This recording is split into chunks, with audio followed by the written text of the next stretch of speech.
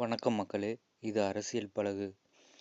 அதிமுக கட்சியில ரெட்டை தலைமை வேணும்னு சொல்லி கட்சி தொண்டர்கள ஓபிஎஸ் ஒரு பக்கம் பிரிச்சுக்கிருந்தாலும், க இப்ப ரீசென்ட்டா பார்த்தீங்கன்னா வத்தலக்குண்டு தொகுதியிலேருந்து ஒரு நபர் ஓபிஎஸ் அணிக்கு மாறியிருக்காரு. சசிகலா அம்மையார் அதிமுக ஒன்றிணையணும் அப்படின்னு சொல்றாங்க. டிடிவி தினகரனும் அதிமுக கட்சி ஒன்றிணையணும் அப்படின்னு தான் சொல்றாரு. ஆனா எடப்பாடி பழனிசாமி பிரிந்து போனவங்க ஒன்று சேர வாய்ப்பே இல்ல அப்படின்னு சொல்லியிருக்கிறாரு. எடப்பாடி பழனிசாமி கட்சிய ஒருங்கிணைத்து அத முன்னேற்ற ஒ ஒ ஒற்றை தலைமையில கொண்டு போக அவர் முன்னேற்பாடுகள் பண்ணிக்கிருக்காரு. செங்கோட்டையன் விவசாயிகள் மக்கள் மன்றத்துல கட்சியில சார்பா எடப்பாடிக்கு பொன்விழா அணிவிக்கிறப்ப அதிமுகல எம்ஜிஆர் படமும், ஜெயலலிதா அம்மா படமும் இல்லைன்னு அந்த விழாவையே புறக்கணிச்சிருக்காரு.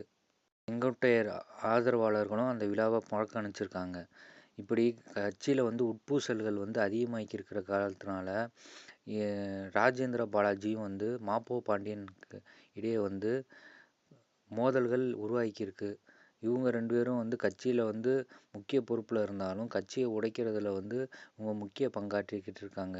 இதற்கிடையில திமுக கட்சியை எதிர்த்து அதிமுக தலைவர் எடப்பாடி பழனிசாமி கட்சியை ஒருங்கிணைத்து மாவட்ட ஆன்லைன் வாயிலா கூட்டம்லாம் நடத்தியிருக்காரு. அந்த கூட்டத்தில் என்ன சொல்லியிருக்காருன்னா, அதிமுக கட்சி ஒற்றை தலைமையில தான் பயணிக்கும். இந்த 2026 தேர்தலில் அதிமுக கட்சி மாபெரும் வெற்றி பெறும் அப்படின்னு சொல்லியிருக்கிறாரு. அதற்கு கட்சி தொண்டர்கள் ஒருங்கிணைந்து செயல்பட வேண்டும் என்று கோரிக்கையும் விடுத்திருக்காரு எடப்பாடி பழனிசாமி. நன்றி. நம்ம சேனல் பிடிச்சிருந்தா லைக் பண்ணுங்கள், சப்ஸ்கிரைப் பண்ணுங்கள், மறக்காமல் பெல் பட்டனை கிளிக் பண்ணிடுங்க.